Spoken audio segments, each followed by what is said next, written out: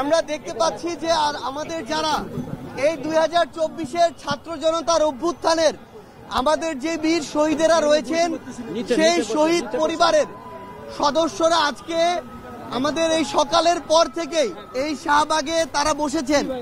আমরা আমাদের জায়গা থেকে যেটা মনে করি যে আমাদের শহীদ পরিবারের সদস্যরা আজকে তাদেরকে যদি এখানে এসে বসতে হয় এটা আমাদের সবার জন্য একটি লজ্জার বিষয়। আমরা আমাদের জায়গা থেকে একটা জিনিস মনে করি যে আমাদের যারা আহত যোদ্ধা রয়েছেন এবং শহীদ পরিবারের সদস্য রয়েছেন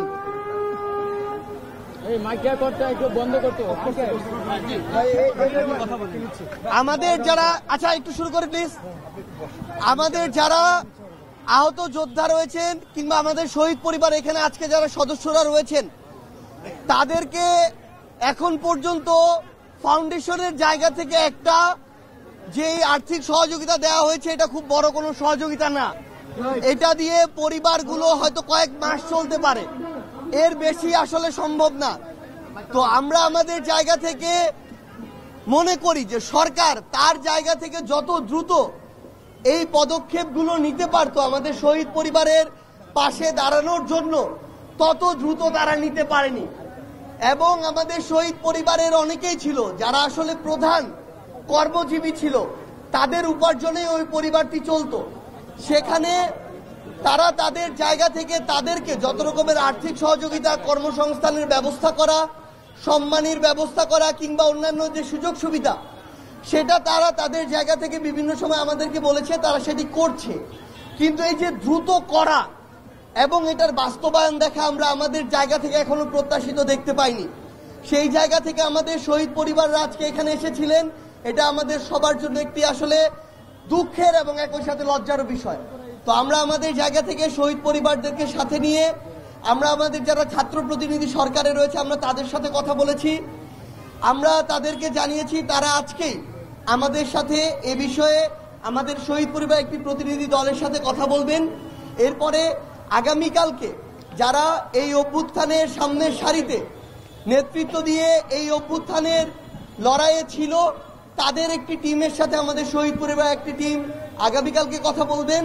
এবং আগামী রবিবারে আমাদের মাননীয় প্রধান উপদেষ্টা আমাদের শহীদ পরিবারের সাথে সাক্ষাৎ করার জন্য ইচ্ছা ব্যক্ত করেছেন এবং সেদিন শহীদ পরিবারের পক্ষ থেকে সকল প্রকার যৌক্তিক দাবিগুলো তুলে ধরা হবে এবং প্রত্যেকটি যৌক্তিক দাবি দ্রুততম সময়ের মধ্যে অবশ্যই আমাদের শহীদ পরিবারের জন্য সেটি শহীদ পরিবারকে বুঝে দিতে হবে। এবং সবচেয়ে গুরুত্বপূর্ণ বিষয় হচ্ছে এই সরকার তাদের জায়গা থেকে যদি এই খুনি হাসিনা এবং তার যেই দোসররা বাংলাদেশে আমার এই হাজার হাজার ভাইকে শহীদ করেছে, রক্তাক্ত করেছে, খুন করেছে, যদি এই খুনি হাসিনা এবং তাদের দোসরদের বিচার করতে না পারা যায় তবে সেটি হবে এই সরকারের সবচেয়ে বড় সীমাবদ্ধতা।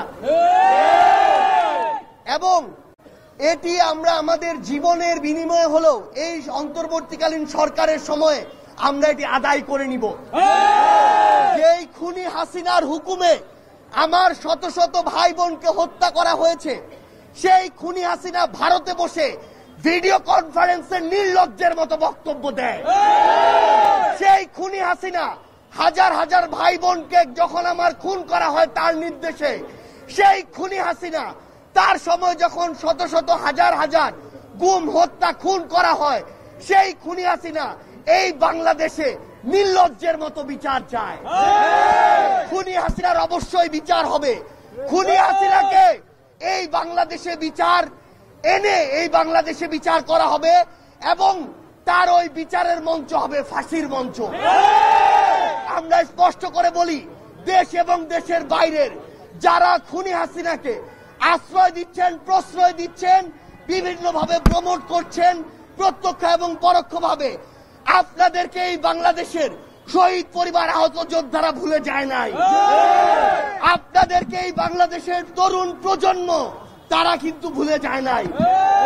তারা ওই অভ্যুত্থানে একসাথে ঐক্যবদ্ধ হয়ে রাজপথে নেমেছিল, প্রয়োজন হলে আবার রাজপথে নেমে আপনাদেরকে বিচার করা থেকে শুরু করে আপনার অস্তিত্ব কিভাবে এই বাংলাদেশে আপনার অস্তিত্ব নিয়ে আপনি চলেন সেটা আপনাকে বিচারের সম্মুখীন করে আপনাকে বুঝিয়ে দেওয়া হবে এই বাংলাদেশের শহীদ পরিবার কি পারে, আহত যোদ্ধারা কি পারে, তরুণ প্রজন্ম কি পারে।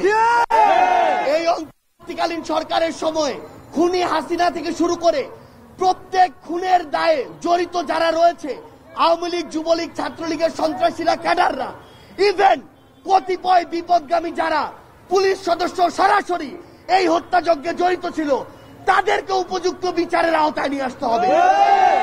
অন্তর্বর্তীকালীন সরকার যদি এটি না পারে, তাহলে তাদের জায়গা থেকে অন্য বড় বড় গল্প দিয়ে কোনো লাভ নেই। সবার আগে আমার এই শহীদ পরিবার এবং আহত যোদ্ধাদের রক্তের বিচার করতে হবে, খুনের বিচার করতে হবে। আমরা আমাদের জায়গা থেকে আমাদের শহীদ পরিবারকে বলেছি যে আমরা যেই দায়িত্বটি এই অভ্যুত্থানে নিয়েছিলাম সেই দায়িত্ব এখন নিচ্ছি।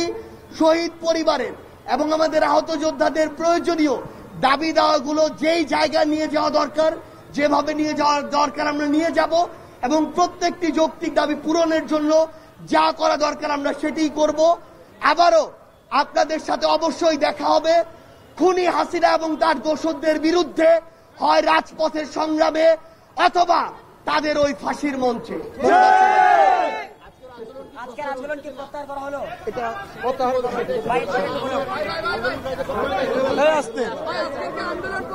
আসতে ভাই একজন বলেন।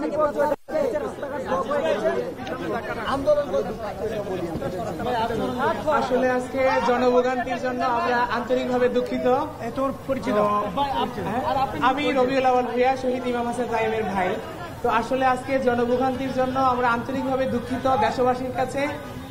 আমাদের যেই মুখপাত্র সার্জিস আলম ভাই মাননীয়, উনি আসছেন, উনি আমাদেরকে আশ্বাস দিয়েছেন এবং সরকারের পক্ষের আমাদের যে পক্ষের 3 জন ভাই আছেন, ওনারা আজকে আমাদের প্রতিনিধি টিমের সাথে বসবেন।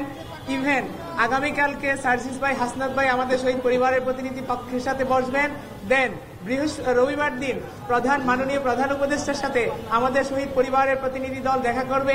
এই শর্তে আমরা আজকের ব্লকেট কর্মসূচি প্রত্যাহার করলাম। ধন্যবাদ।